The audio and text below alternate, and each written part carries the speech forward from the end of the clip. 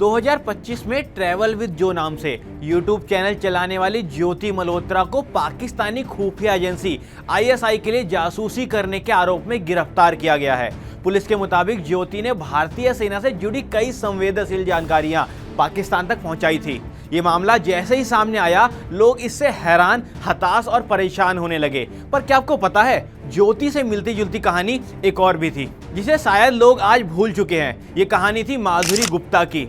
माधुरी गुप्ता कोई यूट्यूबर या फिर कोई सोशल मीडिया स्टार नहीं थी, बल्कि एक सीनियर डिप्लोमेट थी जो 2007 में इस्लामाबाद के भारतीय उच्चायोग में प्रेस और सूचना विभाग की सेकंड सचिव थी। उर्दू पर उनकी मजबूत पकड़ और डिप्लोमेसी का अनुभव ने उन्हें इस संवेदनशील पद तक पहुंचाया था। लेकिन उनके करियर का सबसे बड़ा मोड़ आया एक पार्टी में, जहां उनकी मुलाकात हुई जिम यानी कि जमशेद से, एक आकर्षक पाकिस्तानी युवक जो दरअसल आईएसआई का एजेंट था। माधुरी, जो उस समय 52 साल की थी, धीरे धीरे जमशेद के प्यार में और उनकी मोहब्बत में पूरी तरीके से डूब गई थी। जमशेद ने न सिर्फ माधुरी के अकेलेपन का फायदा उठाया, बल्कि ये भी जान लिया कि वो भारत सरकार से नाराज हैं, छुट्टी नामंजूर होने के कारण और सैलरी डिले होने के कारण। तो इस कमजोरी का फायदा उठाकर उसने माधुरी को भारत के खिलाफ भड़काया।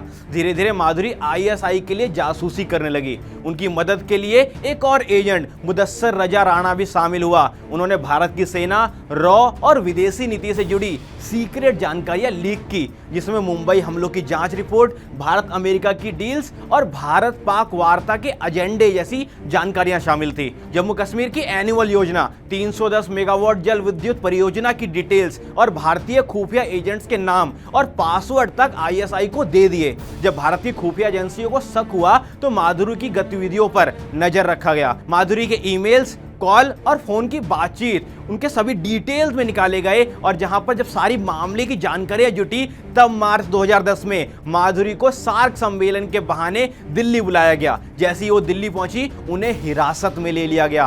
पूछताछ में माधुरी ने कबूल किया कि शुरुआत में माधुरी ने बदले की भावना से जानकारी दी थी, लेकिन बाद में वो ब्लैकमेल और डर के कारण जासूसी करती रही। उनके मेल खातों से करीब 70 से ज्यादा ईमेल बरामद हुए, जिसमें भारत की सुरक्षा से जुड़ी कई सारी जानकारियां थी। ये मामला खिंचता गया और लंबा होता गया। पुलिस को इस बीच कई जानकारियां मिली। अंत में आकर 2018 में कोर्ट ने माधुरी को ऑफिशियल सीक्रेट एक्ट की धारा 3 और 5 के तहत दोषी करार दिया और सजा सुनाई। अब 2025 में फिर एक बार ज्योति के मामले ने माधुरी केस की याद दिलाई है। हालांकि इस मामले पर आपको जो भी कुछ कहना है, कमेंट बॉक्स आपके लिए खुला हुआ है।